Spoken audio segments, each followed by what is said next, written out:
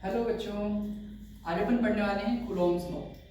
तो देखिए, जो एक साइंटिस्ट है जिनका नाम था चार्ल्स कूलॉम, तो उन्होंने ये बताया था कि अगर दो सेम चार्जेस हों या दो अपोजिट चार्जेस हों, अगर दो सेम चार्जेस होते हैं या अगर दो अपोजिट चार्जेस होते हैं तो वो हमेशा एक दूसरे के ऊपर या तो रिपल्सिव फोर्स लगाते हैं या तो वो अट्रैक्टिव फोर्स लगाते हैं।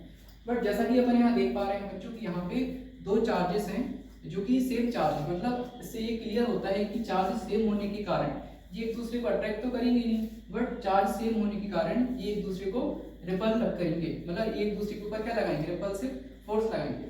तो कूलॉम्स लॉ ने ये बताया था कि दोनों चार्ज अगर सेम चार्ज हैं तो वो एक दूसरे के ऊपर रिपल्सिव फोर्स लगाएंगे, लेकिन कितना रिपल्सिव फोर्स लगाएंगे इस चीज को डिफाइन किया गया था चार्ल्स कूलॉम ने अपनी ही लॉ में। इसको अपन कहते हैं कूलॉम्स लॉ।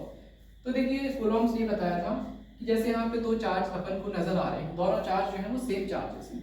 अगर चार्जेस दोनों सेम हैं जिसका मतलब कहीं ना कहीं दोनों चार्जेस एक दूसरे को रिपल करेंगे और एक दूसरे को रिपल करने के लिए ये रिपल्सिव फोर्स जो है एक दूसरे के ऊपर लगाएंगे। लेकिन अब वो कितना फोर्स लगाएंगे इसको बताया था कूलॉम्स लॉ में। तो देखिए, जैसे कि अपन यहाँ देख पा रहे हैं दोनों चार्जेस जो कि सेम हैं, सेम होने के कारण दोनों चार्जेस रिपल्सिव फोर्स यहाँ पे लगा रहे हैं, जिस कारण से दोनों चार्जेस एक दूसरे से रिपल हो रहे हैं। लेकिन यहाँ पे अपन देख पा रहे हैं कि अगर दोनों चार्जेस का जो प्रोडक्ट है वो जितना ज़्यादा होगा उतना ज़्यादा दोनों चार्जेस के बीच में जो फोर्स है वो लगेगा। इसका मतलब ये है बच्चों कि चार्ज जितना ज़्यादा होगा उतना ही ज़्यादा वो फोर्स अप्लाई करेगा। इसलिए कहीं ना कहीं जो फोर्स है वो डायरेक्टली प्रोपोर्शनल है प्रोडक्ट ऑफ टू चार्जेस की, मतलब Q1 और Q2 के। चार्ज Q1, ये है चार्ज Q2। चार्ज का प्रोडक्ट जितना ज़्यादा होगा उतना ज़्यादा उनके बीच में फोर्स अप्लाई होगा। और अगर अपन क्या करें कि दोनों चार्जेस के बीच की डिस्टेंस को अपन बढ़ा दें, अभी क्या है डिस्टेंस दोनों चार्जेस के बीच की r है, अगर अपन दोनों चार्जेस के बीच की डिस्टेंस को r से डबल करके r स्क्वायर करते हैं, मतलब दोनों चार्जेस की डिस्टेंस को बढ़ा दें, तो डिस्टेंस को बढ़ाने से जो फोर्स होता है वो कम अप्लाई होता है दोनों चार्जेस के ऊपर। इसका मतलब ये है कि डिस्टेंस को बढ़ाने से, डिस्टेंस को डबल करने से दोनों चार्जेस के बीच में जो फोर्स लग रहा था वो कम हो जाएगा। इसका मतलब जो फोर्स होगा वो कहीं ना कहीं इनवर्सली प्रोपोर्शनल होगा 1/r² के, मतलब डिस्टेंस को डबल करने से r²। फिर क्या करेंगे, इक्वेशन 1 और इक्वेशन 2 को दोनों को अपन कंबाइन करते हैं।